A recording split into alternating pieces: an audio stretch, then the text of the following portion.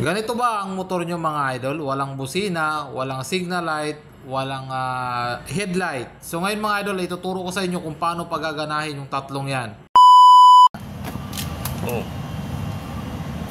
May ano naman, gear. Kumpleto nga lahat ng panel eh. Busina Signal lang light, wala. walang busina, tsaka signal light, tsaka headlight. Sige.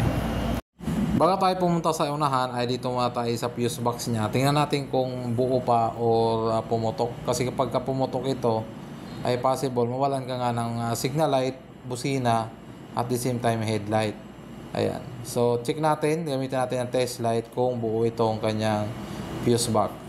So sa tag-check natin mga idol ay buo naman. Ngayon ay magpo-proceed na tayo sa kanyang unahan. Ang una nating aayusin muna ngayon mga idol itong kanyang busina, kasi ang sabi ng may-ari ay walang busina. So dito mga idol sa mga China motor, sa Rusi, Motorstar ay positive trigger. So manggagaling sa pindutan niya ay positive. So dito mga idol ay gumagana naman yung galing sa pindutan. Ngayon ay magpo-proceed tayo sa kanyang positive ng battery. Lagay lang natin yung test prop natin dyan at i-test light natin yung kabilang terminal ng busina. Kailangan meron itong supply.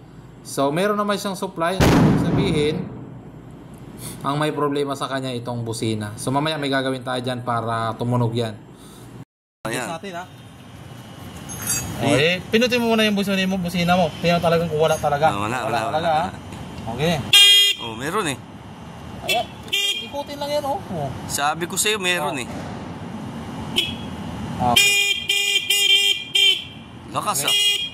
Tapos na isa. Tapos na yung isa nating problema. Okay, next natin, busina ano naman? Signal light. Yung crocodile clip ng ating tester, mga idol, ay lagay natin sa ground. Tapos itong kanyang flasher relay ay meron itong kulay na black, solid black at gray wire.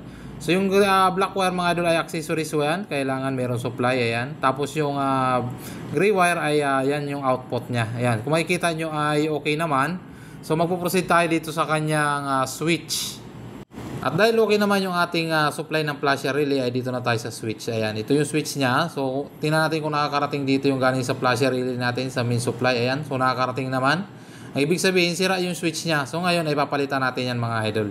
At ito yung ipapalit natin mga idol na switch, at meron niyang kasamang hazard. So ang kagandahan dito kasi hindi na kailangan natin ng switch pang hazard, at kasama na siya dyan sa switch na yan. So ikakabit lang natin yan at ititesting na natin mga idol kung working na yung ating signal light. At pagkatapos natin mapalitan ng signal light switch ay kakabit na natin yung kanyang signal light. Ayan, balik na muna natin ng pansamantala para makita natin na gumagana na yung ating signal light, para makaproceed na tayo sa pag-ayos ng ating headlight. So ito na mga idol, the moment of truth. Ayan, so working na mga idol yung ating signal light, at the same time meron na rin itong hazard. So na solve na natin mga idol yung dalawang problema, yung ating signal light at yung kanyang busina. Ngayon mga idol ay puproceed na tayo sa kanyang headlight.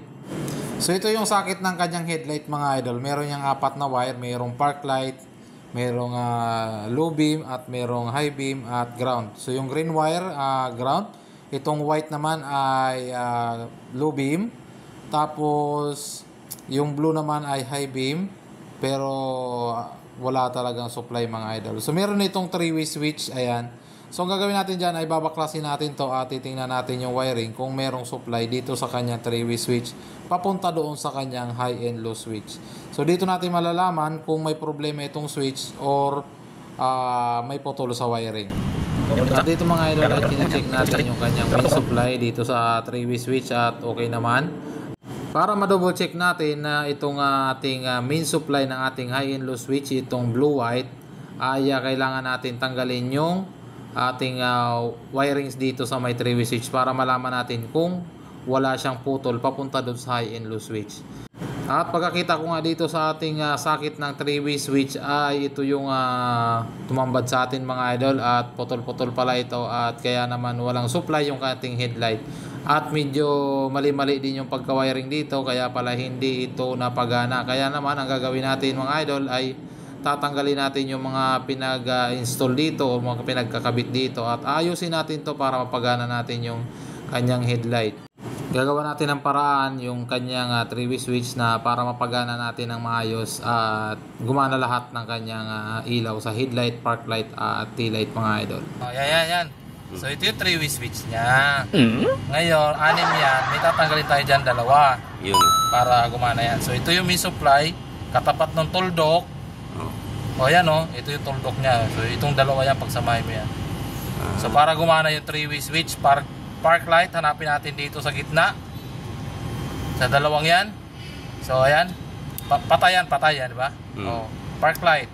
Hanapin natin sa 2. Ito wala. Ito yung meron. Ayan. So ibig sabihin ito, wala na to. So ito, hilahin na natin to.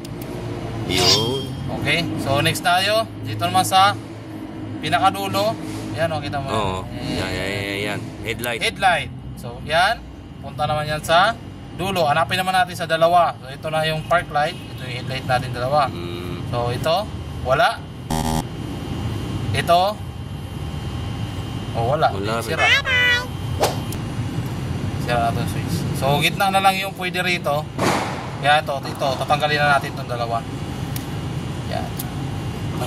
Okay, so dito muna tayo sa 2 black wire. Ayan, so yan yung main supply ng ating switch, yung pinagsama natin sa ating three-way switch. Ayan, diyan natin i-connect yung 2 black wire. So accessories pa yan mga idol. Ayan, so pagsamahin lang natin yan para masupplyan natin yung ating three-way switch. Ito. Ito yung papunta sa ating high and low switch. Dito. Galing papunta rito. Ito yun. Ayan. Tapos ito yung park light. Park light dun sa headlight. Tapos ito naman, park light naman sa baba. So itong 3 to, pagsamasamahin natin. Tapos connect natin dito sa isa switch. Ang yan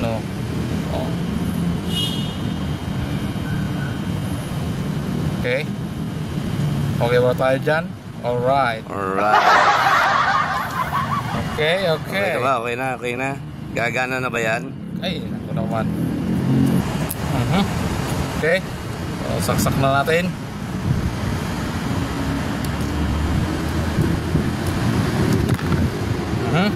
So, okay na siya. Naka-off position. Pag ginit na natin, yan. So, tingnan natin dito sa isang terminal kung meron na. So meron na. Ngayon. Nice. Ilalagay natin headlight. Testing na natin. Bago The yan. revelation. Ayan, yan muna natin. Ibalik muna natin to switch. Tingnan natin kung nandito na sa ano. Okay, dito na Doon na siya High beam.